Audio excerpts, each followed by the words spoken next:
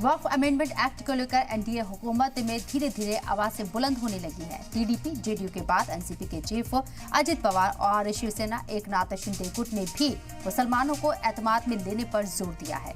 अजित पवार का कहना है कि मरकज में एनडीए हुकूमत में चंद्रबाबू नायडू की टीडीपी, नीतीश कुमार की जेडीयू, चिराग पासवान की एलजेपीआर और एकनाथ शिंदे की शिवसेना के एमपी के अलावा एनसीपी के भी 3 एमपी हैं।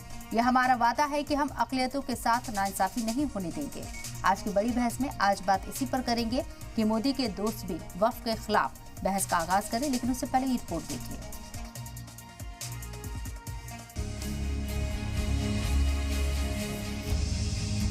वक्फ अमेंडमेंट एक्ट 2024 को लेकर जहां अपोजिशन ने इसे गैर आईनी और मजहबी आज़ादी पर हमला करार दिया था, वहीं अब एनडीए के पार्टनर्स ने भी आवाज बुलंद करनी शुरू कर दी है। एनडीए के साथ ही एनसीपी के चीफ और महाराष्ट्र के डिप्टी सीएम अजीत पवार ने मुसलमानों को एतमाद में लेने पर जोर दिया है। अजीत पवार ने यही कहा कि मुसलमानों में तशवीश है तो हम उनकी बात जरूर सुनेंगे। मुसलमानों के साथ कोई नाइंसाफी नहीं होने देंगे। मुसलमानों को किसी अफवाह पर ध्यान नहीं देना चाहिए, क्योंकि हम किसी भी नाइंसाफी की इजाजत नहीं देंगे। हमारा वादा है अक़लियतों के साथ नाइंसाफी नहीं होने देंगे। तो वहीं महाराष्ट्र के साबिक वजीर और शिवसेना शिंदे गुट के लीडर अर्जुन खोतकर ने भी जोर दिया कि मुसलमानों को भरोसे में लेना चाहिए।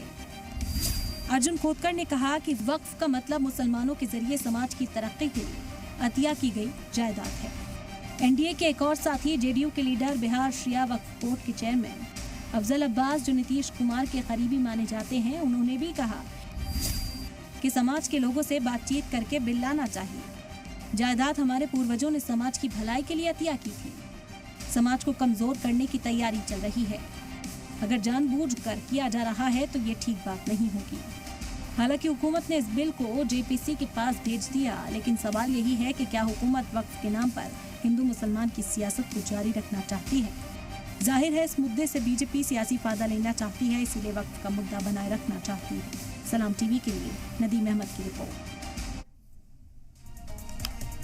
तो अपने इस बड़ी बहस में हम 5 बड़े सवाल पूछने जा रहे हैं अपने मेहमानों से, जो हमारे साथ इस चर्चा का हिस्सा रहेंगे। पहला सवाल हमारा यही रहेगा कि क्या एनडीए में वक्फ अमेंडमेंट एक्ट पर तकरार होने लगी है? जिस तरह के जो बयान सामने आए हैं, जो आवाजें उठ रही हैं, वो एनडीए की कितनी परेशानी बढ़ाती हुई नजर आएंगी।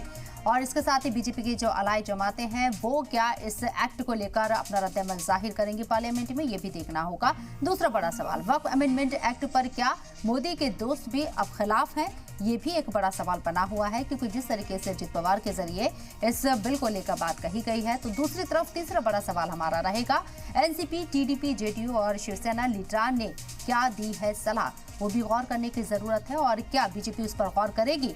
चौथा बड़ा सवाल, क्या राज्यसभा में वक्फ बिल पर लटकी रहेगी तलवार? और ये बिल क्योंकि जेपीसी के पास पहुंच चुका है, ऐसे में राज्यसभा में इसे पास कराना कितना डिफिकल्ट होगा? जेपीसी से क्या किसी तरह की कोई राय बन पाएगी? पांचवा बड़ा सवाल, बिल को जेपीसी में भेजना सियासी पॉलिसी या इत्तेहाद की मजबूरी है? इस पर भी हम बात करेंगे। और इस मौजू पर बात करने के लिए जो खास मेहमान हमारे साथ चर्चा में शामिल हो रहे हैं, उनका तारुफ वो आपसे कराना चाहेंगे। जफर सरीशवाला साहब, फॉर्मर चांसलर मानू से हमारे साथ मौजूद हैं। इसके साथ ही यूसुफ अब्राहानी, लीडर कांग्रेस से हमारे साथ मौजूद हैं। वसीम राजा साहब, स्पोक पर्सन बीजेपी से। और इसके साथ ही सैयद बाबा अशरफ किचोची साहब, सेक्रेटरी जनरल ऑल इंडिया मोहम्मदी मिशन से मौजूद है। आप तमाम लोगों का इस्तकबाल है सलाम टीवी में। सबसे पहले जफर सरीशवाला साहब, आपके पास आती हूँ। अमेंडमेंट बिल लाया गया, लेकिन जेपीसी के पास चला गया है। राज्यसभा में पास हो पाएगा, इसकी भी गुंजाइश फिलहाल अभी कम नजर आती है, लेकिन कुछ भी हो सकता है। इसे आप कैसे देखते हैं? जो अमेंडमेंट किए जा रहे हैं बिल के जरिए, वो कितने सही हैं? देखिए, अब तो ऑलरेडी चूंकि जॉइंट पार्लियामेंट्री कमेटी के पास चला गया है, उसमें 31 मेंबर हैं, हर पार्टी के लोग हैं, और जो प्रोमिनेंट मुसलमान मेंबर ऑफ पार्लियामेंट हैं लोकसभा में और राज्यसभा में, जो वोकल हैं और जो इसको समझते हैं, वो भी अंदर है। तो मैं समझता हूँ कि अब वो डिस्कशन होगा, तो वो अपना जो भी फैसला होगा तो वो उस पर होगा। लेकिन देखिए, मेरा जो मसला है, पहले हमको ये समझना चाहिए कि भाई ये वक्फ है क्या। तो अगर आप देखें कि रसूलुल्लाह सल्लल्लाहु अलैहि वसल्लम ने जो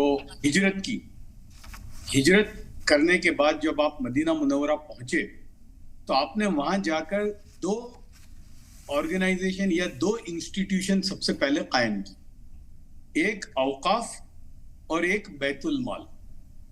अब आप देखिए यहां पर कि एक रसूल सल्लल्लाहु अलैहि वसल्लम जो दावत क्या देते हैं कि करने धरने वाली जात सिर्फ अल्लाह की है, रोजी का मालिक अल्लाह है, लेकिन आपने भी ऐसे ही नहीं छोड़ दिया। ये वक्फ उस वक्त कायम करने का मकसद क्या था? जो आजकल हमारे घरों में हम करते हैं ना कि भाई अगर 10,000 रुपए की कमाई है या 10,000 रुपए घर में आते हैं तो हम सोचते हैं कि भाई इसमें से थोड़ा बचा के रखें आइंदा के लिए, है ना, कि रेनी सीजन के लिए या रेनी डे के लिए हम बचा के रखें। तो रसूलुल्लाह सल्लल्लाहु अलैहि वसल्लम का जो मकसद था कि हमारी जो आमदनी होती है माल गनीमत या और तरीके से, उसका एक कॉर्पस हो, वो कॉर्पस जमा हो और उस कॉर्पस के जरिए यतीम, बेवा, फिर आपकी तलाक वाली मुतालिका है अगर, या जिसका कोई सहारा नहीं है, गरीब, मिस्कीन, डाउन ट्रॉडन, उनका ख्याल किया जाए। तो इसलिए वक़फ़ का जो मकसद था वो सिर्फ ये था। और इसीलिए देखिए आप 1400 साल से बादशाह आए, बड़े लोग आए, सेठ आए, वो क्या करते थे कि भाई एक अपना दे के जाते थे। और वक्फ का मतलब क्या है कि अल्लाह के लिए।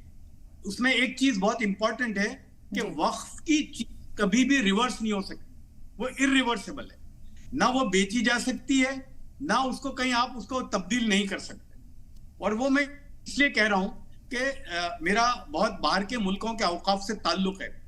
और मकसद क्या है बाहर के मुल्कों में भी, और हमने थोड़ा इसमें हमारे यहाँ कोताही हुई है हमसे।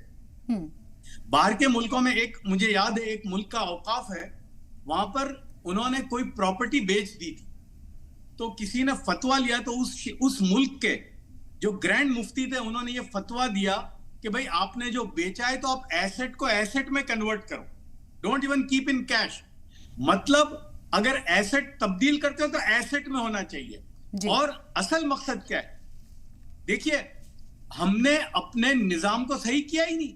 अच्छा ये मैं नहीं कह रहा, 2007 का अगर आप रिपोर्ट देखें सच्चर कमेटी का, मैं बस अपनी बात खत्म करके मैं निकलूंगा फिर, इसलिए मुझे कहना ही है। सच्चर कमेटी ने एक रिपोर्ट दी थी हमारे सबके सामने, उसमें जस्टिस सच्चर, वो तो कोई एंटी मुस्लिम नहीं थे, उन्होंने एक चीज लिखी है और उन्होंने कहा है कि यही कि भाई औकाफ की इतनी प्रॉपर्टी है और इतना फैला हुआ है, तो उनके अंदाज से, यानी उस जमाने में 2007 में उन्होंने कहा कि कम से कम इसकी आमदनी जो है वो 12 से 13 हजार करोड़ की होनी चाहिए, जबकि 2005 और 7 की बात है टोटल आमदनी 200 करोड़ की होती थी। तो मतलब हमने औकाफ के निजाम को सही किया नहीं।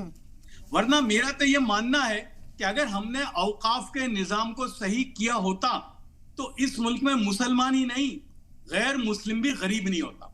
इतना है हमारे पास।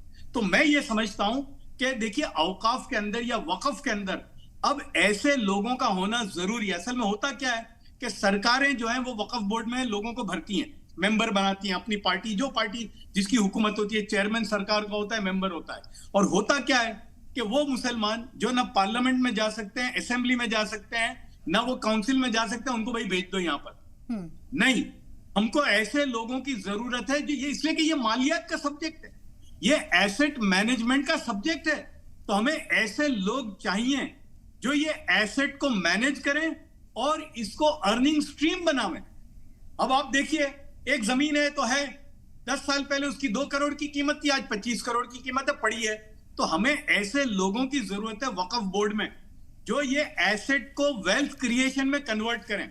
और जो असल मकसद है औकाफ का, तो आज आप देखिए ना हमारी मुसलमान माँ बहनें जो हैं बेचारी, बेवा, यतीम, और ये खास तौर से डिवोर्सी, उसको मेंटेनेंस का बहुत बड़ा नज़म यहां से हो सकता है। अगर हस्बैंड या कोई वजह से उसको नहीं मिलता मेंटेनेंस, तो ये औकाफ के जरिए मिल सकता है। गरीबों को फीस मिल सकती है, उनकी तालीम का नज़म हो सकता है। लेकिन हमने एक क्वेश्चन इसमें ऐड करना चाहूंगी, आपने इतना डिटेल में पूरी बात अपनी रखी है। आज जो तब्दीलियां की गई हैं उसमें बताया जा रहा है कि अब तक जो अमेंडमेंट किए गए हैं उसमें ताकत बढ़ाई गई है वक्फ बोर्ड की, लेकिन अब जो 40 तजवीज़ें दी गई हैं बिल के जरिए वो ताकत कम करती हैं। और जिस आप बात का जिक्र कर रहे हैं, जो खदशात जाहिर कर रहे हैं, क्या इस नए बिल से आपको दुरुस्त होते हुए चीजें नजर आ रही हैं? देखिए वक्फ जो है ना, पहले से वो तो गवर्नमेंट के ही कंट्रोल में है। आप मुझे बताइए हिंदुस्तान में 30 वक्फ बोर्ड हैं, हर स्टेट में, है ना। हिंदुस्तान के जितने स्टेट हैं उसमें वक्फ बोर्ड है। वक्फ बोर्ड जो है उसका मेंबर कौन होता है? गवर्नमेंट अपॉइंट करती है। उसका चेयरमैन कौन होता है? गवर्नमेंट अपॉइंट करती है।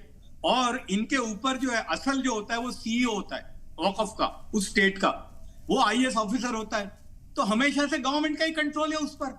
और इनका सबका एपेक्स जो बॉडी है वो है सेंट्रल वक्फ काउंसिल जो दिल्ली में, उसका चेयरमैन गवर्नमेंट अपॉइंट करती है, उसके मेंबर गवर्नमेंट अपॉइंट करते हैं, उसका सीईओ आईएएस ऑफिसर होता है। तो गवर्नमेंट का तो कंट्रोल है ही, लेकिन मेरी जो परेशानी है वो उससे पहले की है। क्योंकि जो प्राइवेट ट्रस्ट है हमारे, बंबई में, मैं एक मस्जिद की मिसाल देता हूं आपको, मैं जानता हूं बंबई में एक मस्जिद में, नाम नहीं लेता, उनकी इतनी जमीन है और मैं दाद देता हूं उस जमाने के हमारे बड़े, यानी वो सिर्फ मस्जिद बनाकर नहीं गए, एक बेहतरीन मस्जिद है बंबई में, और उस मस्जिद की अपकीप को छोड़ नहीं दिया हमारे लिए, बल्कि वो इतनी प्रॉपर्टी छोड़ कर गए कि वो मस्जिद की अपकीप भी हो, इमाम की तनख्वाह भी हो, मुअज्जिन की तनख्वाह भी हो, सफाई भी हो, मेंटेनेंस भी हो, और उस इलाके के जो मुसलमान गरीब, यतीम, बेवा, उनके भी सारे मसले उससे हल हो सकते हैं। लेकिन नहीं हो रहा है वो प्रॉपर्टी। तो हमें अब ये इक़दाम करने की जरूरत है। मैं समझता हूं कि सरकार क्या करती है नहीं करती वो अपनी जगह पर है, लेकिन हम जो ट्रस्ट हैं, जो हमारे जो ट्रस्ट हैं जो बाद में वक्फ के अंदर जाते हैं, उनको ये जरूरत करनी चाहिए और हमको ये इक़दाम करने की जरूरत है। अपोजिशन जमातें जिस तरीके से रद्द-ए-अमल जाहिर कर रही हैं उसे आप कैसे देखते हैं? अपोज करना चाहिए उन्हें वाकई में? जी, अपोजिशन जमातें जो इस बिल को अपोज कर रही हैं और अब मामला जेपीसी में, आपको लगता है कि अपोजिशन जमातों को इस बिल को इस तरीके से अपोज करना चाहिए या वेलकम करना चाहिए? देखिए, मेरा मानना यह है कि भाई अपोज भी करो आप, तो जिसको बोलते हैं ना, वो एक ऐसा क्रिटिसिज्म हो कि जिसमें रास्ता निकले। सिर्फ मुखालिफत करने से मुखालिफत नहीं होती। आप बताइए, तो अच्छा है ये, अभी जो जॉइंट पार्लियामेंट्री कमेटी के पास गया है उसमें बहुत काबिल लोग हैं, तो मैं समझता हूं कि हर पहलू को देखेंगे और कोई अच्छा नतीजा निकलेगा। जी, लेकिन लगातार जिस तरीके से टीडीपी भी अलायंस में है, बीजेपी के साथ एनडीए में है, उन्हीं के अब लीडर, टीडीपी के लीडर सवाल खड़े कर रहे हैं कि आप गैर मुस्लिमों को वक्फ बोर्ड में एंट्री करा रही हैं। खवातीन का वो वेलकम करते हैं, लेकिन गैर मुस्लिमों को एंट्री करा रहे हैं, यानी कि आप वक्फ बोर्ड में दखल अंदाजी कर रही हैं, या इसमें किसी तरह की सेंधमारी है?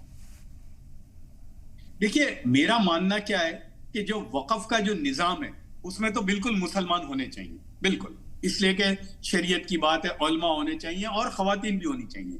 लेकिन भाई, जैसे मैं एक इस्लामिक फंड चलाता हूं, मैं शरिया कंप्लाइंट फंड है जो इस्लामी शरीयत के एतबार से फंड चलता है, जो अबू धाबी में रजिस्टर्ड है, ठीक है। अब वो फंड है जो इस्लामी तरीके से इन्वेस्ट करेगा, तो मेरे पास शरिया बोर्ड है, जो दुनिया के 3 बहुत बड़े मुफ्ती हैं वो उसमें है। लेकिन ये फंड कहां जाएगा, उसके लिए मैंने जो बेहतरीन माहिर हैं इस फील्ड के उनको लिया है, इसलिए उनका काम है फंड को लगाना, क्योंकि हमको जो लोग पैसे डाल रहे हैं वो उनकी वेल्थ क्रिएशन के लिए डाल रहे हैं। तो मैं समझता हूं कि हमको ऐसे भी लोगों की जरूरत होनी चाहिए, वो जो कोई भी हो, जो इस फील्ड के एक्सपर्ट हों, जो वेल्थ मैनेजमेंट के एक्सपर्ट हों, जो एसेट मैनेजमेंट के एक्सपर्ट हों, या जिनके पास वो सलाहियत हो कि इन एसेट से हम वेल्थ क्रिएट करके इनकम स्ट्रीम कैसे करें। और वो मैं हदीस से कहूंगा, हदीस पाक में यूं आता है, रसूलुल्लाह सल्लल्लाहु अलैहि वसल्लम ने ये फरमाया कि माहिरीन से मशवरा लो, मतलब जो फील्ड का जो बेहतरीन माहिर हो उससे मशवरा लो। तो मैं समझता हूं कि मशवरे के एतबार से या उस लाइन से जो बेहतरीन लोग हों उनको हमें लेने की जरूरत है। और खवातीन का होने में कोई प्रॉब्लम नहीं, ऑलरेडी हैं, और बेहतरीन अगर खवातीन है, नए आइडियाज देती है, उनको लेने में कोई, मैं नहीं समझता कि दिक्कत होनी चाहिए। ठीक है सर, बहुत बहुत शुक्रिया आपका हमारे साथ जुड़ने के लिए, अपना कीमती वक्त देने के लिए बहुत बहुत शुक्रिया।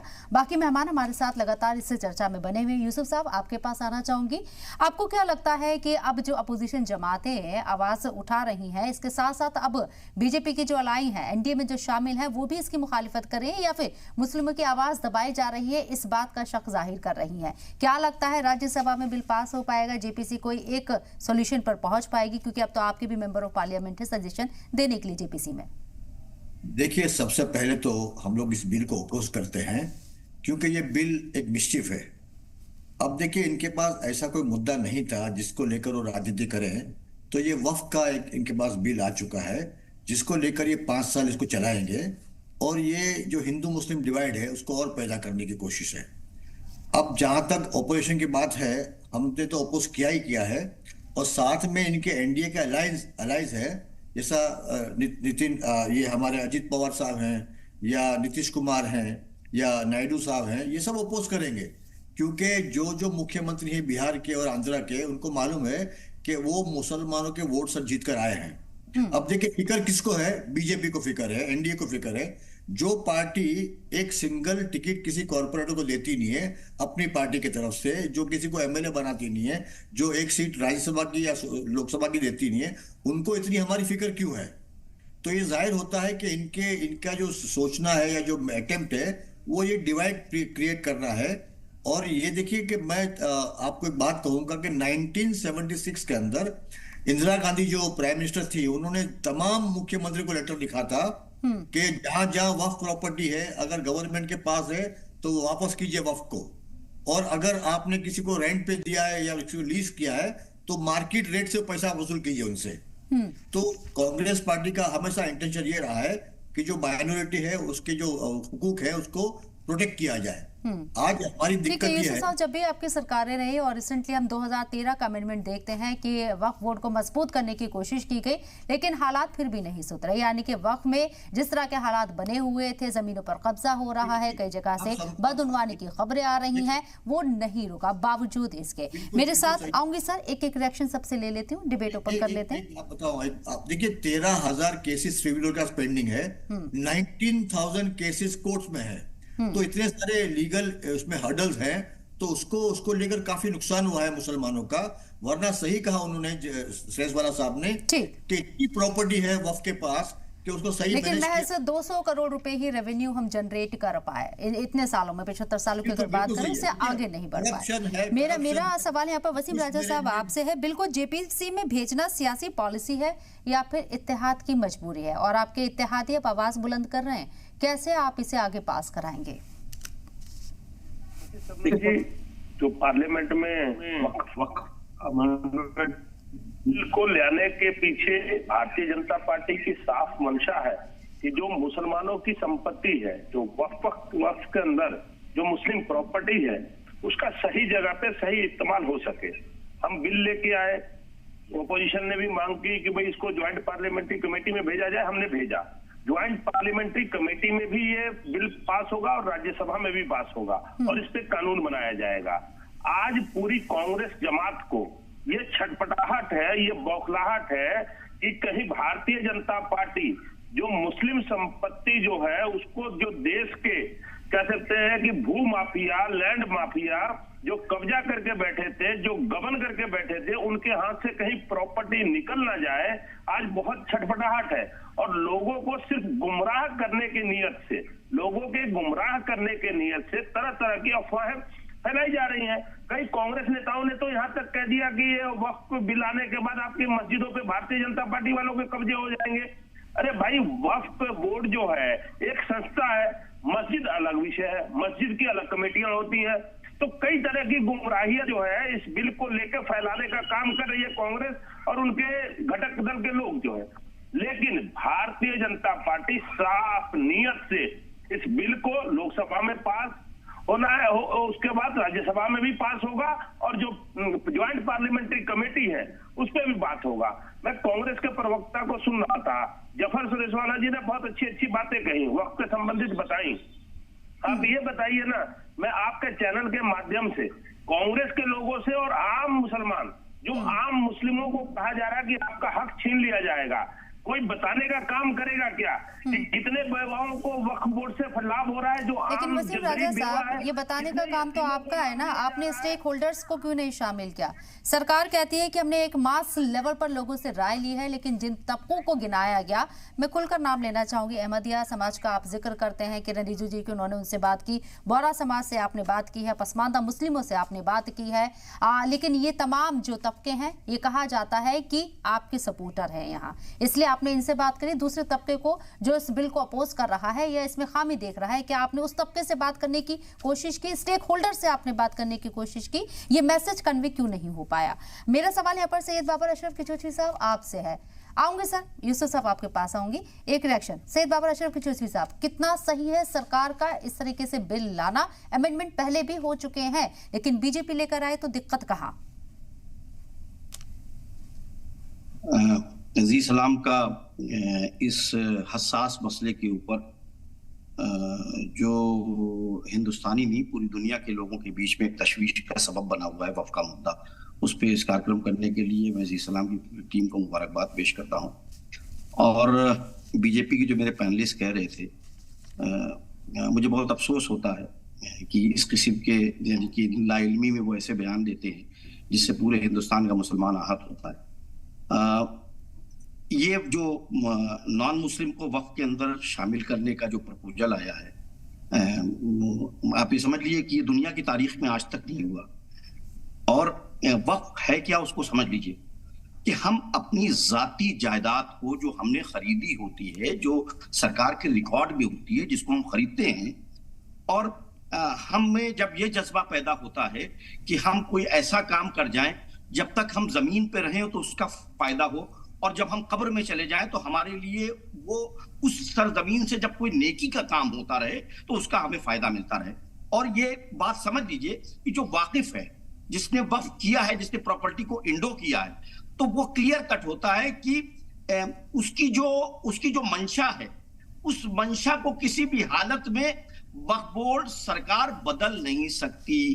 उस मंशा को इंप्लीमेंट करना है। Waqf board is an agency who has to, जिसको मैनेज करना है, वाकिफ की मंशा को इंप्लीमेंट करवाना है। कि अगर हमने कुआं अपने घर के सामने खोल दिया है और ये कह दिया है कि राह से चलते हुए ये तमाम लोग इस कुएं से पानी पिएंगे, तो ना उस कुएं को खत्म किया जा सकता है और ना उसकी मंशा को खत्म करके उसको किसी और काम में यूज किया जा सकता है, ना ही किसी और को अपॉइंट किया जा सकता है। हमारी मंशा में जितने भी वक्फ हिंदुस्तानी नहीं दुनिया में किए गए, उस मंशा में यह भी जाहिर है कि इसका मैनेजमेंट जो है, जो शरीयत मोहम्मदी सल्लल्लाहु ताला अलैहि वसल्लम से वाकियत रखता हो, वही इसका मैनेज करेगा। और उसके साथ साथ जिसमें खौफ खुदा हो, जो नेक लोग हो, इन लोगों का इंतखाब वक्फ बोर्ड करेगा कि ऐसे नेक लोग जो खौफ खुदा रखते हो, नेक हो, सालेह हो, अपने इलाकों के अंदर उनको मुतवल्ली के तौर के ऊपर, मैनेजमेंट कमेटी के प्रेसिडेंट के तौर पे वो मस्जिद में, दरगाह में, खानकाह में, कब्रिस्तान में, दिगर खेत के ऊपर बहुत सी जमीनें जो है, लैंड्स को इंडो कर दिया है लोगों ने कि इनसे जो है वो जो आमदनी खेती होगी, तो इससे जो आमदनी होगी इसका पैसा गरीबों के लिए, चैरिटी, बच्चों की तालीम पे, बेवा के लिए, तमाम चीजें जो है वो होंगी। लेकिन अफसोस ये है कि तकरीबन दो चीजें हैं, ये दो यानी कि ये कहा जाए कि आज की तारीख में अगर देखा जाए तो हम जो आवाम जनरल मुस्लिम है वो दो चक्की में, यानी कि आटे की चक्की के बीच में पिस चुका है। एक तरफ सरकार की बदनीयती, दूसरी तरफ वक्फ बोर्ड में जो लोग सरकार के द्वारा मुंतखब किए जाते हैं वो भी बदनीयत हैं। उनका भी मकसद जो है वो कौम को, उन प्रॉपर्टीज को सही तरीके से यूटिलाइज करके कौम को फायदा पहुंचाना नहीं है, अपने वेस्टेड इंटरेस्ट मीट आउट करना है और अपने यानी कि अपने पहचान के लोग या पॉलिटिकल इन्फ्लुएंस से उन लोगों को प्राइम प्रॉपर्टीज के ऊपर लोगों को मुंतखब करना है जिससे वो उनको फायदे हो, ना कि कौम को फायदे हो। उसका यूटिलाइजेशन और उसके ऊपर कोई अकाउंटेबिलिटी, कोई रिलायबिलिटी फिक्स नहीं होती।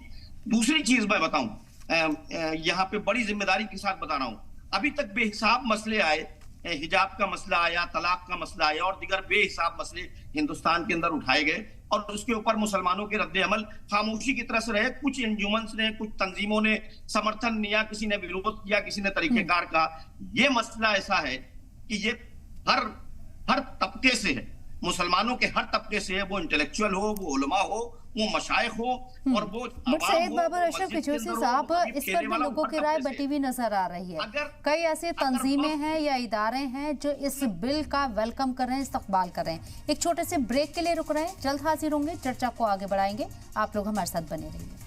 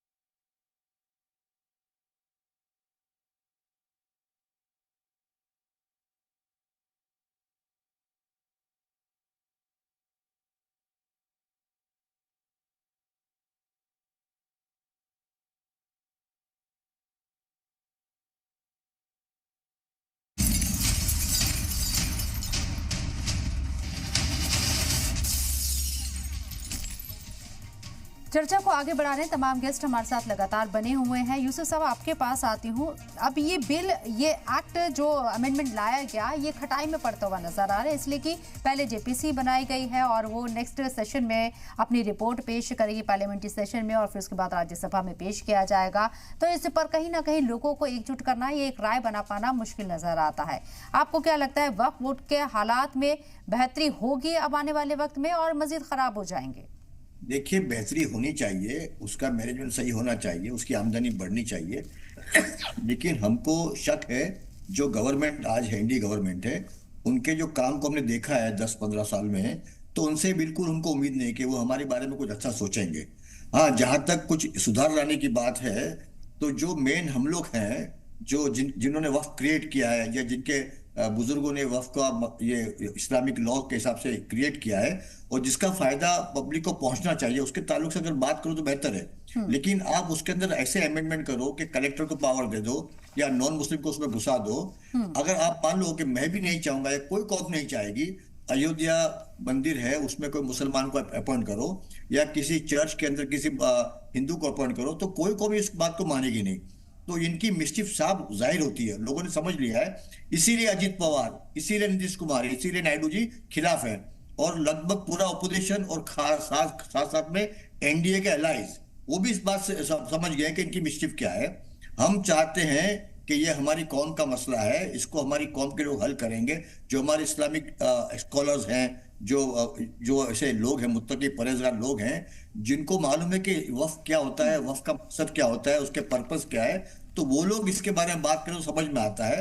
मैं चाहता हूं कि गवर्नमेंट को चाहिए कि पूरे हिंदुस्तान से 15-20 इस्लामिक स्कॉलर को अपॉइंट किया जाए, उनसे राय मशवरा करके जो उनका मशवरा उसको माना जाए, उसको अप्रूव किया जाए। ये गवर्नमेंट के जो अमेंडमेंट है, ये हमको कबूल नहीं है बिल्कुल।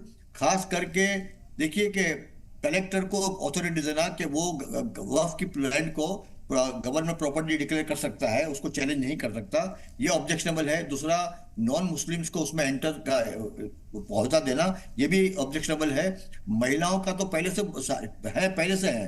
देखिए, वक्फ का एक आपको समझाएगा पहले भी, और आप जानते भी होंगे कि किसी मुसलमान ने मरने से पहले अपनी प्रॉपर्टी किसी नेक मकसद के लिए वक्फ की है, तो जगह अल्लाह की हो गई है, और बाद में जो मकसद उसने क्रिएट किया है, जिस मकसद के लिए बनाया है, उसी मकसद के लिए उसको इस्तेमाल करना चाहिए। मैं आपको रेफरेंस दूंगा, 1976 में इंदिरा गांधी जी ने तमाम मुख्यमंत्री को लेटर लिखा कि जो प्रॉपर्टी वक्फ की आपके पास है, इसके गवर्नमेंट के पास है, उसको वापस किया जाए, और अगर कम उसका रेंट कम है, या लीज का रेंट कम है, तो जो मार्केट रेट है वो दिया जाए, तो उससे वक्फ की आमदनी बढ़ जाएगी।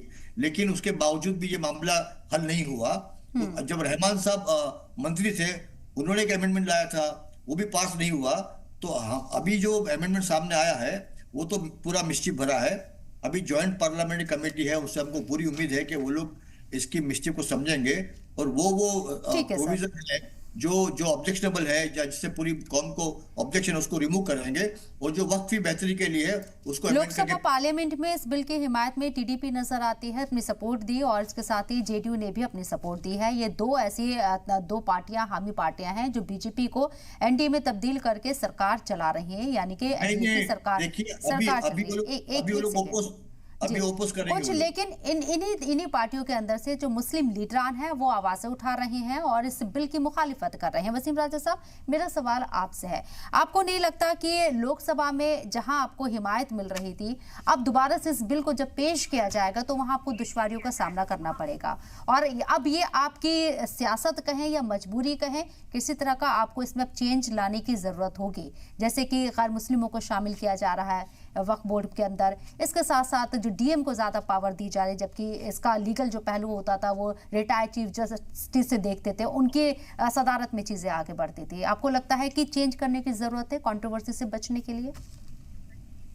देखिए शबनम जी, दोबारा जब ये बिल पार्लियामेंट में आएगा जेपीसी के बाद, तो हमें वहां कोई दुश्वारी होने नहीं जा रही है, और मैं आपके चैनल के माध्यम से मैं 2-3 चीजों पे गौर डालूंगा। उसको बहुत गंभीरता से देखने की बात है। कांग्रेस क्या कह रही है, विपक्ष क्या कह रहा है, इनका तो काम है जो भी बिल लेके आए या जो भी काम भारतीय जनता पार्टी करना चाहे वो बेकार लगता है इनको।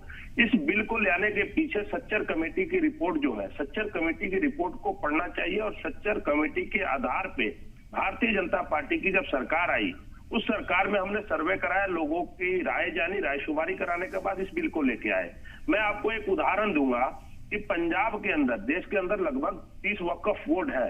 पंजाब के वक्फ बोर्ड को कहा जाता है कि देश का सबसे मजबूत वक्फ बोर्ड है और सबसे कह सकते हैं कीमती जमीनें जो है पंजाब वक्फ बोर्ड के सर पास आपके पास मैं आती हूँ, आपके वीडियो में कुछ दिक्कत है इसलिए आपका वीडियो नहीं ले पा रहे हैं। आपके पास मैं आऊंगी, आपकी कमेंट जरूर लूंगी। सैयद बाबर अशरफ किचोशी साहब, सरकार अपनी मंशा जाहिर करती है इस बिल को लेकर कि सच्चर कमेटी की जो सिफारिशें थी उनको ही आगे बढ़ाया जा रहा है। क्या सच्चर कमेटी की सिफारिशें सिर्फ वक्फ बोर्ड के ऊपर लाजिम है या और भी इदारे हैं, उन्हें क्यों नहीं छुआ जा रहा? देखिए, ये कांग्रेस के अभी एक वक्ता ने ये बात कही कि हमें शक है कि मौजूदा सरकार की नीयत खराब है। मैं बहुत खुल के कह रहा हूं, हमें शक नहीं, हमें यकीन है कि वक्फ के मामले में जिस तरीके से वक्फ को करेक्ट करने की जरूरत थी, उसमें सही लोगों के इंतखाब करने की जरूरत थी, लेकिन जिस तरीके से वक्फ के मामले में सरकार ने एक तरफा फाइनल, आप सोचिए, कलेक्टर को जो आर्बिट्रेटर बना दिया, वक्फ ट्रिब्यूनल को खत्म करने की बात कह दी, नॉन मुस्लिम्स को जिनको शरीयत मोहम्मदी से यानी कि कोई वाकफियत नहीं है, जिनको ये नहीं मालूम, और ये है क्या चीज, फिर समझ लीजिए, ये फी सबीलिल्लाह मुसलमान नेकी के लिए, नेक काम करने के लिए अपनी प्रॉपर्टी को ह्यूमैनिटी, इंसानियत की खिदमत के लिए अपनी सेवा को देती है, और मसाजिदों और खानकाहों को इसलिए बनाती है कि वहां ऐसे लोग मुंतखब हो जहां जो समाज के लोग आए तो वहां पे उनको नेकी की दावत दी जा सके। तो आप वहां के ऊपर जो है वो अपने तरीके से जो है वो उसको आप डिसाइड करोगे, हु आर यू। हमने अपनी प्रॉपर्टी खरीद के ये फैसला लिया है कि इसको मुसलमान देखेगा। आप फैसला करने वाले कौन होते हो? आप हमारा मुस्तकबिल डिसाइड करने वाले कौन होते हो? आप हमारी मस्जिद की कमेटी संचालन करने वाले कौन होते हो? किसी भी दुनिया के किसी भी मजहब में, चाहे वो चर्च हो, चाहे वो मंदिर हो, चाहे वो दलितों के हो, और चाहे दुनिया के किसी भी गोशे के अंदर हो, मजहबी इदारों पे किसी भी हालत के अंदर दूसरे मजहब का मदाखलत नहीं हुई। ये मुझे लगता है दुनिया की तारीख में पहली बार ऐसा प्रपोजल आया है। और मैं आपको बता दूं, ये जो बता रहे हैं कि अभी हम राज्यसभा पे से पास करा लेंगे और हम लोकसभा से पास करा लेंगे, मैं बड़ी जिम्मेदारी से कह रहा हूं, ये बिल आवाम के बीच में जाएगा और इसे आवाम पास करेगी, और इसके ताल्लुक, और ये कोई पर्टिकुलर एक रीजन का नहीं है जो 4 मुल्ला को बैठा के और 4 लोगों को अपनी टेबल पे बैठा के आप ये कह दीजिए हमने बात की हुई है। हर गली से आवाज उठेगी, हर घर से आवाज उठेगी, और ये किसी भी हालत में इसके फॉर्मेशन में, यानी कि इसके संचालन के अंदर किसी भी हालत में गैर मुस्लिमों को ये नहीं दिया जाएगा और न दिया जा सकता है। इसको हम इंश्योर करेंगे और इसकी पूरी डेमोक्रेटिकली, पीसफुली, जिस तरीके से भी होगा, हम मास में मूवमेंट और पॉलिटिकल सभी तंजीमों को, वो कांग्रेस करना चाहे, वो फला करना चाहे, हमें इससे कोई ताल्लुक नहीं। हमारा मकसद ये है कि वक्त के ऊपर ऐसे लोगों की जिम्मेदारी दी जाए जो वाकिफ की मंशा को इंश्योर करे। ठीक है, इस पर भी मैं आऊंगी, इस पर भी मैं आऊंगी। वसीम राजा साहब, आपका रिएक्शन। वसीम राजा साहब, यानी कि लोगों तक पहुंचाया जाए, उसकी इमदाद पहुंचाई जाए। ठीक है सर, अपने तरीके से। वसीम राजा साहब मेरी आवाज सुन पा रहे हैं? अपना मौकिफ रखिए। बिल्कुल आवाज आ रही है, बिल्कुल आवाज आ रही है आपकी, बोलिए। देखिए, सबसे पहले अशरफ साहब जिस तरीके की बातों को रख रहे, जिस तरीके के शब्दों का प्रयोग कर रहे हैं, इनको शर्म आनी चाहिए। चेहरे पे दाढ़ी है और ये कह रहे हैं चंद मुल्लों को ले आके बैठा सकते हैं, बात ले सकते हैं। ये शब्दों का प्रयोग क्या कर रहे हैं? अगर ये शब्द किसी भाजपा के प्रवक्ता ने कहा होता तो इन्होंने तूफान मचा देना था। कम से कम इनको अपनी दाढ़ी की शर्म होनी चाहिए। शब्दों का प्रयोग तो सही करें। क्या कह रहे हैं? टीवी चैनल पे बैठे हैं, पूरा देश देख रहा है, विषय अलग विषय रहा, हम किस विषय पे बात करें? हम विषय पे तो बात करते ही नहीं है, तो उल्टी सीधी बातें ये क्यों करते हैं? सही दिशा में बात करें। क्या कहने का मतलब चंद मुल्लों को बैठा लेंगे? क्या चंद मुल्लों को है कि आप लोग जो है वो अपने बजट इंटरेस्ट को मीट आउट करने के लिए कम्युनिटी के इंटरेस्ट को बालाएहताम रखते हैं। करना चाहिए। आप एक नेशनल चैनल मैं शब्दों का चयन बिल्कुल सही किया हुआ, मैंने कोई गलत शब्द नहीं इस्तेमाल किया। आपको तकलीफ हो रही है? मुद्दे पर लौटते हैं, मुद्दे पर लौटते हैं। वसीम राजा साहब, पास कैसे कराएंगे बिल, ये बताइए। कोई नंबर है आपके पास? देख रहा है। ठीक है सर, आगे बढ़ते हैं, इससे आगे बढ़ते हैं, डिबेट पर आते हैं। आप मुसलमानों की नुमाइंदगी करते हैं, आप 10,000 बुला लीजिए, मैं 10 लाख बुलाने का दावा करता हूँ और मैं साबित करूंगा। ठीक है सैयद बाबर अशरफ किचोशी साहब, प्लीज। वसीम राजा साहब, मुद्दे पे आइए। देखिए, मैं एक बात कह रहा था कि लगभग देश में 30 वक्फ बोर्ड है, उसमें सबसे अमीर वक्फ बोर्ड, रिचेस्ट वक्फ बोर्ड कहा जाता है पंजाब वक्फ बोर्ड को। लेकिन पंजाब वक्फ बोर्ड के हालात ऐसे हैं, मैंने खुद अपने आंखों से देखा है। मैं मुस्लिम वेलफेयर बोर्ड का डिप्टी चेयरमैन हुआ करता था। पूरे पंजाब से मेरे को शिकायतें आती थी कि मुसलमानों के पास कब्रिस्तान तक नहीं है। आज पंजाब का मुसलमान कब्रिस्तान के लिए लड़ रहा है। इतनी मुस्लिम प्रॉपर्टीज होने के बाद पंजाब में नाजायज कब्जे है। आप पंजाब वक्फ बोर्ड की जितनी आमदनी दिखाते हैं ये लोग, उससे कहीं ज्यादा वहां पे पीएन की आमदनी हो जाती है। आज वक्फ बोर्ड के जो एम्प्लॉय हैं, बड़े अधिकारियों को तो छोड़िए, जो नीचे के चपरासी कलर किस तरह स्तर के ग्रुप डी के कर्मचारी हैं, आप उनकी संपत्तियों की जांच कराए तो पता लगेगा मुस्लिम प्रॉपर्टी से आया हुआ पैसा जा कहां रहा है। हम इसको पारदर्शिता लाना चाहते हैं। अगर इसमें कलेक्टर की इन्वॉल्वमेंट हो जाएगी तो किसी की मनमर्जी नहीं चलेगी ना। नहीं, डीएम राज हो जाएगा।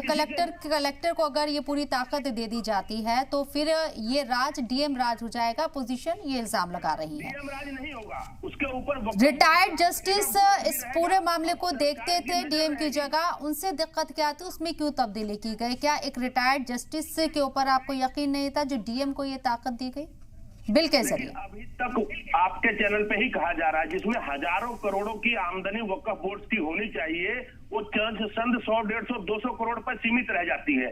आज वक्फ का असली जो इस्तेमाल होना चाहिए, वक्फ से जो आमदनी होनी चाहिए, उसको मुसलमानों के लिए उपयोग नहीं हो रहा है। आज आम मुसलमान जो है वो परेशान है। आप इसको नीचे जमीन पे जाके सर्वे कराइए, ना तो वक्फ प्रॉपर्टी का लाभ मुस्लिम समाज को मिल रहा है, ना किसी मुस्लिम बेवा को मिल रहा है, ना किसी यतीम बच्चे को मिल रहा है। यहाँ तक कि मैं कहता हूँ कि अगर वक्फ बोर्ड ने किसी मदरसे या मस्जिद को कोई ऐड दे रखी है, फाइनेंशियल सपोर्ट अगर दे रखी है 2-4-5 हजार की, तो उनको भी लेने में इनकी जूते घिस जा रहे हैं। ये निजाम बना हुआ है वक्फ बोर्ड का।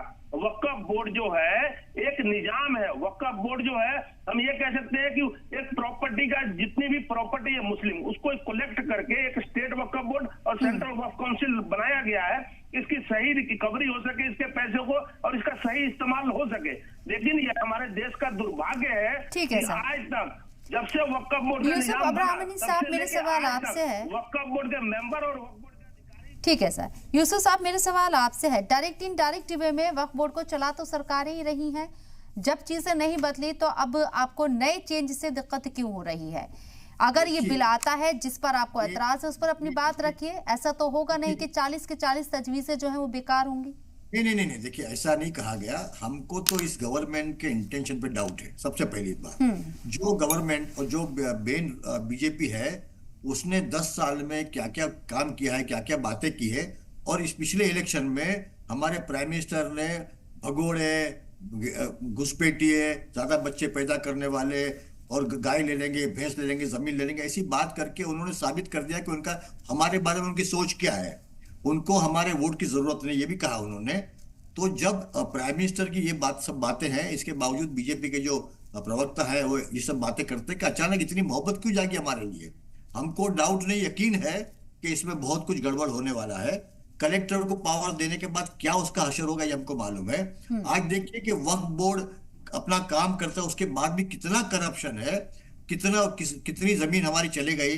तो उसके बाद इतने सालों से वक्फ के ऊपर मेहनत हो रही है कि जो मरने वाला मर गया, जिसने जो मकसद के लिए वक्फ कायम किया था, उसके मकसद को डिफीट कर दिया आपने करप्शन की वजह से। वो प्रॉपर्टी ट्रांसफर हो गई है।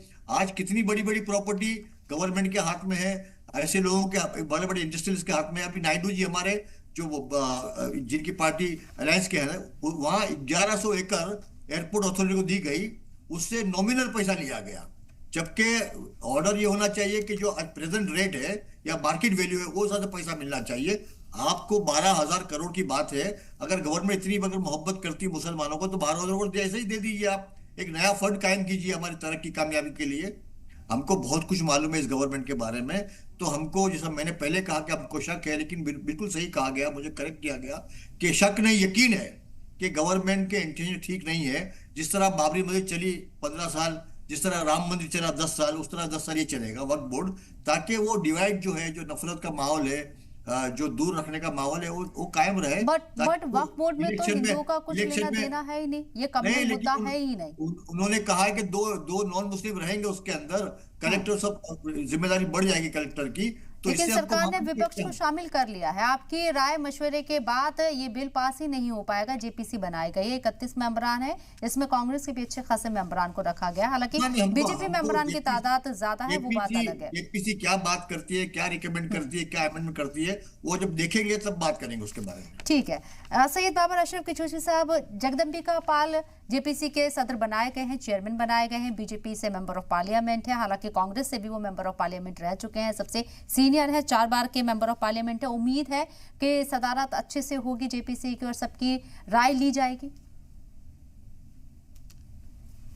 देखिए, फिर मैं आपको बताऊं कि ये बहुत हसास मसला है और इस हसास मसले के लिए जरूरत है कि इसके स्टेक होल्डर से पिछले 10 साल से केंद्र में जो है वो आज 11 साल हो गए केंद्र में बीजेपी की सरकार है और तकरीबन 7 या 8 राज्य में है। इन्हीं ने क्या तब्दीलियां कर ली? इनके द्वारा अपॉइंटेड सीईओज थे, इनके द्वारा अपॉइंटेड वक्फ बोर्ड के चेयरमैन थे, इन्हीं ने जो है वो मैनेजमेंट देखा तो इन्होंने कौन सी तब्दीली कर ली? इनके द्वारा अपॉइंटेड मुतवल्लीज हुए। पिछले 10 साल में जो मुतवल्ली अप्लाई हुए, जो कमेटीज बनी, वो इनके रिजीम में बनी, तो इन्होंने क्या तब्दीली कर ली इसके अंदर? कौन से ऐसे पेश करें कि हमारी जिन स्टेट के अंदर सरकार थी उसमें हमने ये तब्दीलियां कर ली है जो काबिल सताइश है। हमने जो एडमिनिस्ट्रेटर इतना जबरदस्त यानी काम किया, जो इंक्रोचमेंट्स थे हमने हटा दिए। आप पेश कीजिए।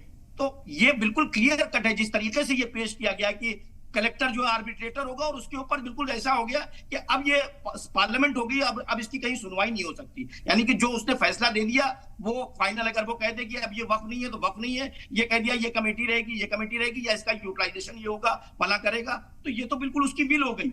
विल ऑफ द इंडोअर कहां रह गई? तो विल ऑफ द कलेक्टर पे आप ले आए। तो जब विल ऑफ द कलेक्टर के ऊपर आप काम करने लगे तो इसका मतलब ये है कि आप वक्फ को नहीं समझ रहे हैं। आर्टिकल 26 बहुत क्लियर कट कह रहा है, आप तो बिल्कुल the right to manage its own affairs in the matter of religion, ये freedom to manage religion affairs को आप खत्म किए दे रहे हैं। आप सीधे से, यानी कि जो आर्टिकल 26 ये इस बात को कहता है कि आपको आजादी है कि अपने मजहबी मामलात में और मजहबी इदारों को आप उसको चलाओ, उसको अपने मर्जी के मुताबिक जो कमेटीज को बनाओ। एक तो आपने मंदिरों के ऊपर क्यों नहीं कोई जो ट्रस्ट बना दिया सरकार का, जो सारे चर्च के ऊपर क्यों नहीं बना दिया? लेकिन आप मंदिरों का जिक्र करें तो मंदिरों के जो बड़े बड़े ट्रस्ट हैं वो गवर्नमेंट की पूरी निगरानी में चलते हैं और पूरा लेखा जोखा गवर्नमेंट के पास रहता है। इस पर भी लौटूंगी, एक छोटा सा ब्रेक, जल्द हाजिर होंगे, चर्चा को आगे बढ़ाएंगे।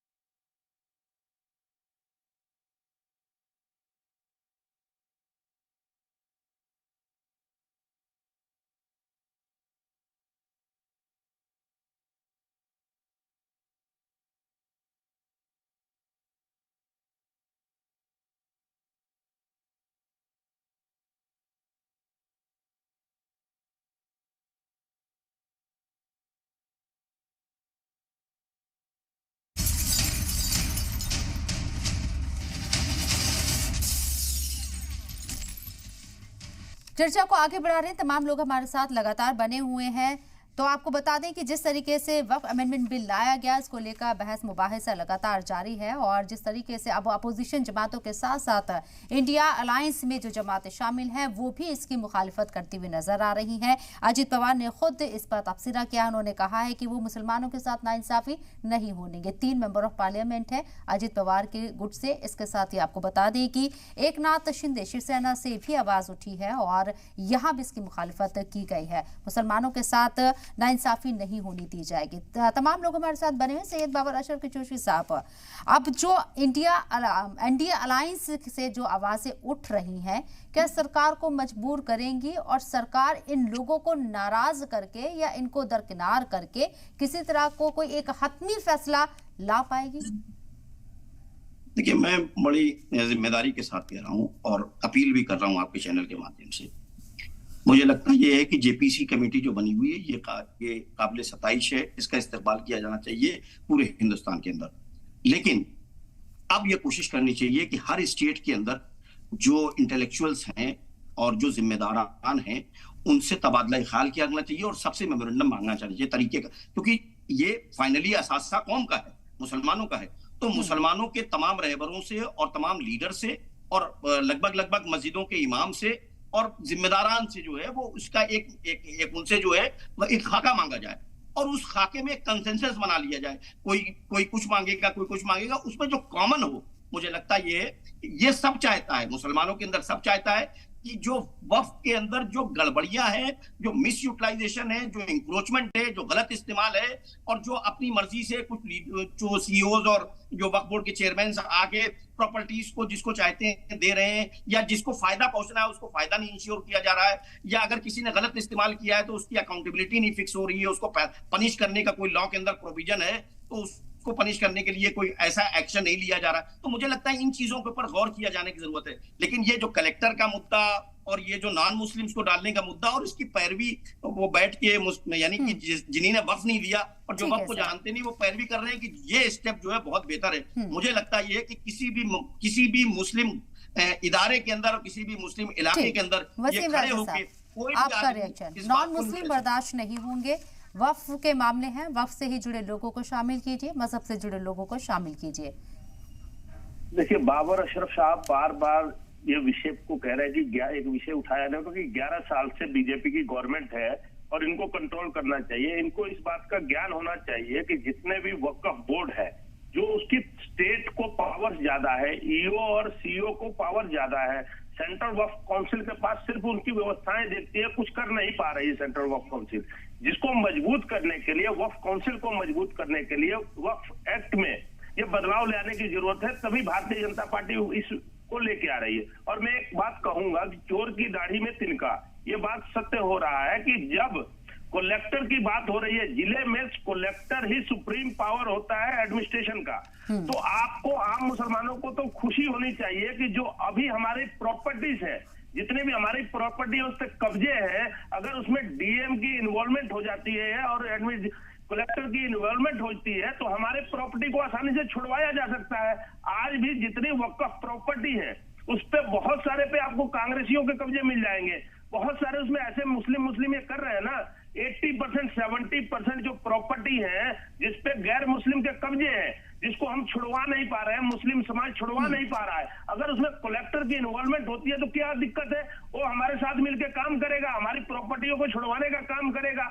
सही जो उस पे क्या रेंट सही मिल सके, रेंट कलेक्टर का रेट सही लग सके, इस पे डीएम की निगरानी होगी तो क्या परेशानी है। और जहां तक बात रहती है, आपने भी एक बात कहा कि जितने बड़े मंदिर है या जितने बड़े धार्मिक स्थल है, चाहे दूसरे धर्मों में चले जाए, चाहे हिंदू में चले जाए, किसी सिख के पास चले जाए, किसी भी जगह चले जाए, तो वहां पे जहां पे ज्यादा चंदा कलेक्शन आता है या जहां अर्निंग का स्रोत है, वहां का एसडीएम को एक मेंबर बनाया जाता है, वहां का डीएम का मेंबर बनाया जाता है, डीएम को वहां का कमेटी का वो इसीलिए तो बनाया जाता है कि उसका इस्तेमाल सही हो सके, उसको नाजायज काम ना हो सके, उसकी सही दिशा में काम हो। तो मंदिर के कॉन्टेक्स्ट को भी आपको समझना होगा। मंदिरों में जो दिया जाता है, चंदा होता है, वो दान होता है।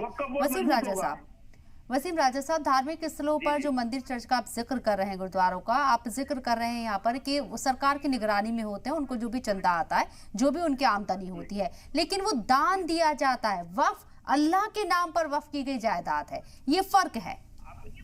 देखिए, वक्फ जो अल्लाह के नाम पे दिया गया है बिल्कुल सही मैं मानता हूँ, लेकिन जो वक्फ की हुई प्रॉपर्टी है उसका इस्तेमाल मुसलमानों के लिए कहाँ हो रहा है? उस पर तो नाजायज कब्जे हैं जिसको गरीब मुसलमान छुड़वा नहीं पा रहा है। वक्फ बोर्ड के अधिकारियों के मिली भगत से उस प्रॉपर्टी पे भू माफिया का कब्जा है, बड़े बड़े गुंडों को, बदमाशों का, बड़े बड़े व्यापारियों का कब्जा है। मुसलमान क्या कोई प्रॉपर्टी खाली करवाने में सक्षम है क्या? अगर सरकार की नीयत साफ है, सरकार कह रही है कि जिले का एडमिनिस्ट्रेशन जो होता है, कलेक्टर मजबूत होता है, उसको अगर हम मेंबर बनाएंगे तो कलेक्टर के पास सारी वक्फ प्रॉपर्टी को आम मुसलमान जाकर नहीं छुड़ाता, उसके लिए इदारा बना है वक्फ बोर्ड, और वक्फ बोर्ड अपनी जमीनों के ऊपर दावा ठोकता है। उसे हासिल करने के लिए जो कानूनी दाव पेच होते हैं वो भी इस्तेमाल किए जाते हैं। लेकिन इस बिल के जरिए अगर वक्फ ने किसी जायदाद पर अपना दावा ठोक दिया तो आपको वो प्रूफ करना पड़ेगा, आपको वो सबूत देने होंगे कलेक्टर के सामने कि आपकी ये प्रॉपर्टी है, आपको लिस्ट कराना होगा।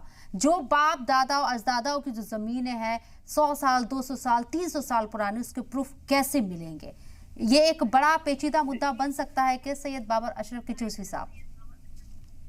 जी बेशक आपने बिल्कुल सही कहा। 1947 के बाद जो दस्तावेज ओरिजिनल थे, जो वक्फ की डीड्स थी, वो लगभग जाहिर सी बात, जब लोग अपने मकानात नहीं बचा पाए तो वक्फ डीड्स कहाँ से बचती? वाकिफ की मंशा ये तो बहुत सी जगहें ऐसी थी जिनके जो क्योंकि इस्तेमाल में हो रही थी तो वो उसको वापस उसी इस्तेमाल में रखा गया जिस पर्पस के लिए वो यूज हो रही थी।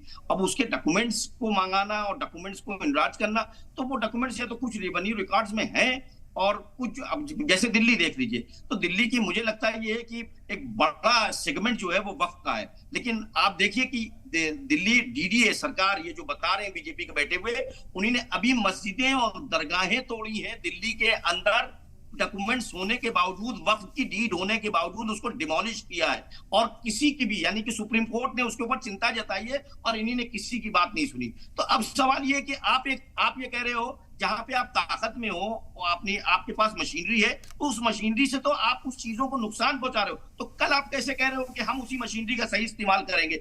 आज की तारीख में जहां आपकी ताकत है वहां तो आप प्रोटेक्शन दे नहीं रहे हो, और जहां बनी हुई चीज को गिराए दे रहे हो, तो जो गिर चुकी है उसको आप बनाने की बात कर रहे हो कि हम उसको आगे ले आएंगे। तो मुझे लगता है ये कि कानून को सही करने की जरूरत है। हाँ, इसके लिए एक रेगुलेटरी बॉडी बनाई जा सकती है जिसकी देखरेख में ये वक्फ बोर्ड काम करेगा और वो जो है उसको इन्फॉर्म करेगा, और जब कोई इंक्रोचमेंट होगा तो कलेक्टर जो है वो इम्प्लीमेंटिंग एजेंसी होगी कि जो वक्फ बोर्ड से जो ऑर्डर्स पास होंगे उनको वो जमीनी सतह पे इम्प्लीमेंट कराने में कोशिश करेगा। That is all right, but he will become a part. एक पुरानी कहावत है कि दूध का जला छाछ को भी फूंक फूंक कर पीता है, और जो इदारे हैं वो ये शक जाहिर कर रहे हैं कि सरकार ये बिल लेकर आई है तो उसमें किसी तरह का घपला होगा या घालमेल होगा, सरकार अपनी जो वक्फ की प्रॉपर्टीज है अपने अंडर कर लेगी। लेकिन मैं फिर कहूँगी जेपीसी तश्कील हो चुकी है, अब इतना आसान नहीं है ये तमाम इल्ज़ाम लगाना भी, इसलिए इंतज़ार कीजिए वक्त किस तरह फुकरबट लेता है, क्या कुछ डिसीजन लिया जाता है,